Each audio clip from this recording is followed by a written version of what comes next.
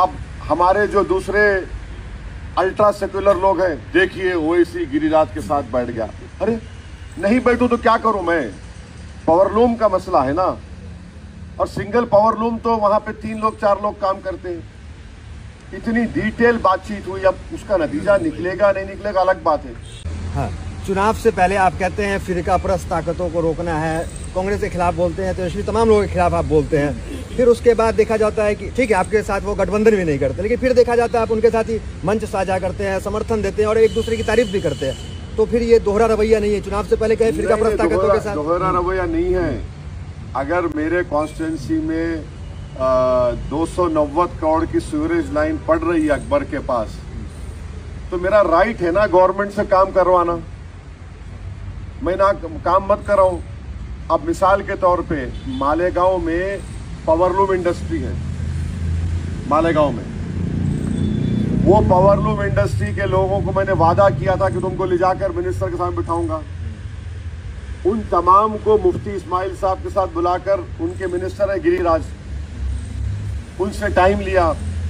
उनका पीए बोला आप आना चाह रहे? मिला हाँ। किस लिए आना चाह रहे? मिला पावरलूम के बारे में। गिरिराज सिंह के साथ जाकर बैठ के बात किए मालेगांव के पावरलूम इंडस्ट्रीज के बारे में। आप बिलीव नहीं करेंगे, 2 घंटे हम लोग बात किए। अल्ट्रा सेक्युलर लोग हैं, देखिए ओवैसी गिरिराज के साथ बैठ गया। अरे नहीं बैठूं तो क्या करूं मैं? पावरलूम का मसला है ना, और सिंगल पावरलूम तो वहां पे 3 लोग 4 लोग काम करते हैं। इतनी डिटेल बातचीत हुई, अब उसका नतीजा निकलेगा नहीं निकलेगा अलग बात है। बट मुझे बात तो करना है ना भाई, लोगों से काम तो करवाना है ना। अब 290 करोड़ की सीवरेज लाइन सैंक्शन हुई, एक 900 करोड़ का फ्लाईओवर का काम रुक गया था। उस गौर सीएम को जाके बोला मैं सर दीजिए, हमको 300 करोड़ दिए। फिर रोड वाइडनिंग का काम मेरे पास कॉन्स्टिट्यूंसी में रुका हुआ था मेरे, उनसे 500 करोड़ रुपए लेके रोड वाइडनिंग का काम शुरू करवाया। एक बात याद रखिए, ये क्यों हो रहा है? अब इसका जक्सटोपोज करिए आप। एक एमएलए है, उसका मुख्यमंत्री है, तब भी ओखला में पीने का पानी नहीं है। एक एमएलए है, उसका मुख्यमंत्री है, कचरा साफ नहीं होता है। ये इसको बोलते कि आप अपना काम करा रहे from a power of strength. आपके पास पावर है और उनको मालूम कि भाई इनको साथ लेके चलना है, हम साथ लेके चल रहे।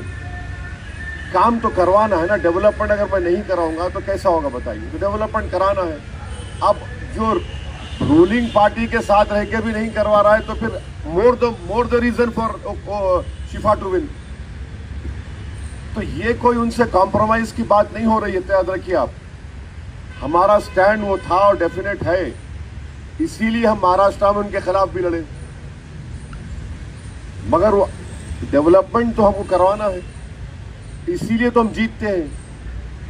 ऐसा नहीं है कि इतने सालों से जीत रहे हैं तो खाली भाषण पे नहीं जीतते हैं, होगा वो भी एक रीजन, बट जमीन पे तो काम तो करवाना है ना।